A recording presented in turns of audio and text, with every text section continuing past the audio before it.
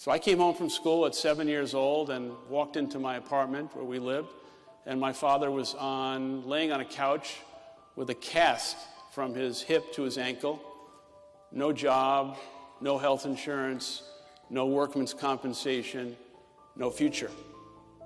And I witnessed in those defining, imprinting years the fracturing of a family. And I saw it, and it scarred me. Now, I never imagined that one day this kid from public housing would be in a position to build or run a company. But I always had this feeling and this sensibility about people who were living on the other side of the tracks. So when, in 1987, we were starting the company, what did we do? For the first time, Starbucks became the first company in America to provide comprehensive health insurance to every single employee. And that was 25 years ahead of President Obama's Affordable Care Act. We were the first one. Well, we did it not because of marketing or a press release. We did it because it was the right thing for humanity and the right thing for our people. 2 years later, Starbucks was starting to experience some success, and we had an eye that in 1992 we would become a public company.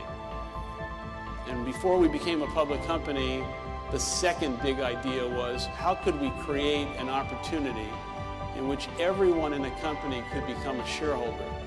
Whether you were a part-time worker, whether you were working in our factory, wherever you were in the company, you could become a shareholder. And so we became the first company in America to give equity in the form of stock options to every single employee, and we still do that today. And we did that in 1989 before we went public.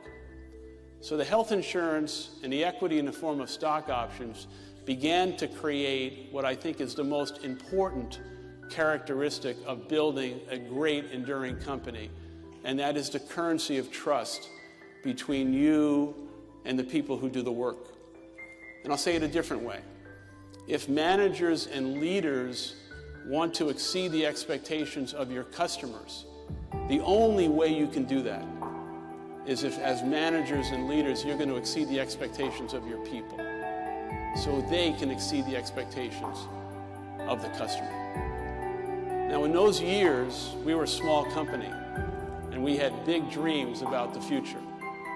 Now, if someone told me today that I'd be standing in front of all of you and talking about the size and scale of Starbucks and getting ready to open up in Italy, and Starbucks would become one of the great iconic companies of America and perhaps the world, I would have said, no, I don't think so.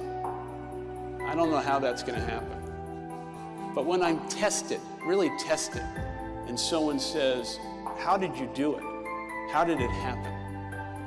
It happened because at the core of what we do, we are sourcing and roasting the highest quality Arabica coffee in the world. We have perhaps the best real estate portfolio of any retailer anywhere in the world. And the design of our stores are really beautiful and unique. But all of that is subordinate to the secret of success, which is culture, values, guiding principles, and the understanding of humanity. And threaded into all of that is recognizing that the balance of achieving profit and social impact is linked to believing and executing against a strategy in which success is shared.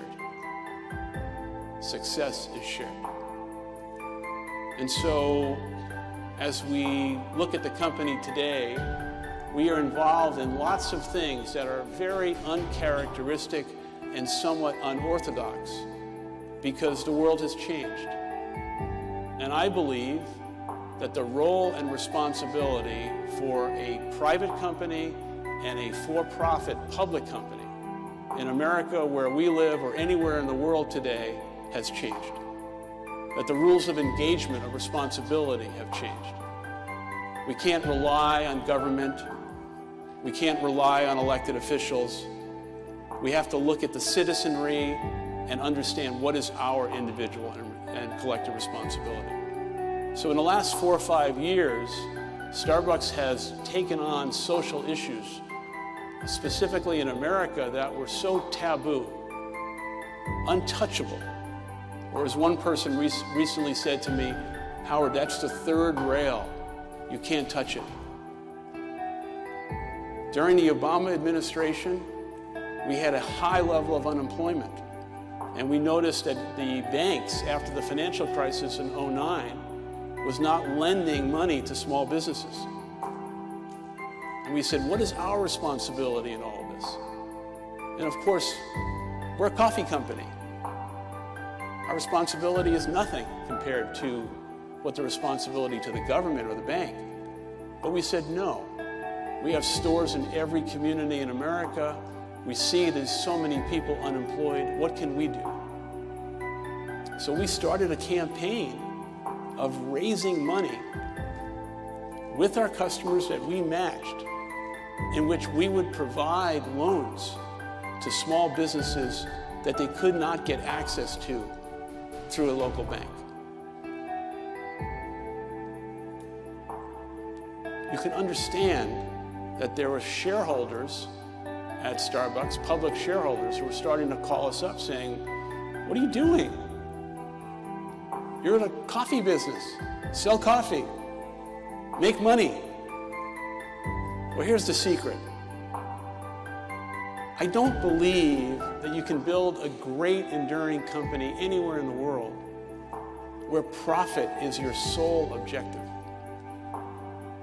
I also believe that young people around the world today, just like yourselves, want to work for a company whose values are values that you believe in and that you trust. So we want to attract the smartest people. We want to retain them. And I sit in our boardroom and our management team room, and I think about 2 empty chairs in that room. One empty chair is a customer, and one empty chair is a Starbucks employee who we call partner, because everyone is an owner. And metaphorically, I ask myself all the time, is this decision that we're about to make going to make the customer or our partner proud? And if the answer is a resounding yes, we know we're on the right track. If the answer is somewhat gray, then perhaps we need to continue to debate it. And if it stays gray, we shouldn't do it. Let me give you an example. In the last couple of years in America, we have witnessed something that we have not seen since 1965 through 1970. And that is the rise of significant racism in America against African Americans. And we watched this unfold. And we came to work one day and we said, we want to have a company-wide meeting, company-wide. And we want to talk about racism and bigotry in an environment just like this, with no speeches. Just give people an opportunity to talk and share.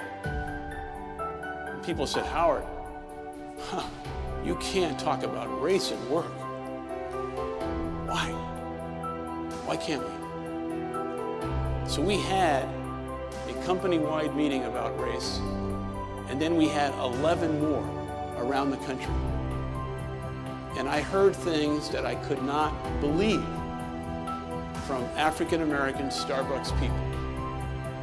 In St. Louis, Missouri, where there was the terrible tragedy in Ferguson, a young man, 18 years old, handsome young black man, stood up, Starbucks person, and he said one sentence.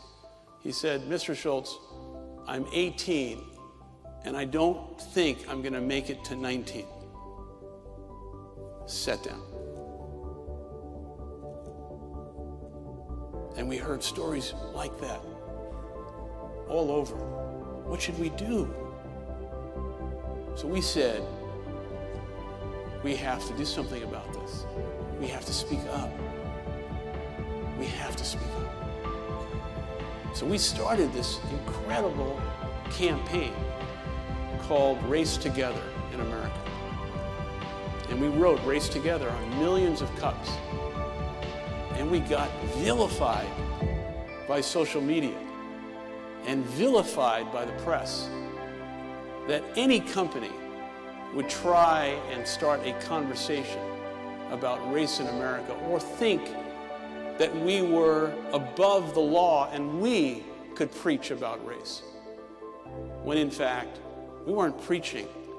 We were trying to elevate the national conversation. Why?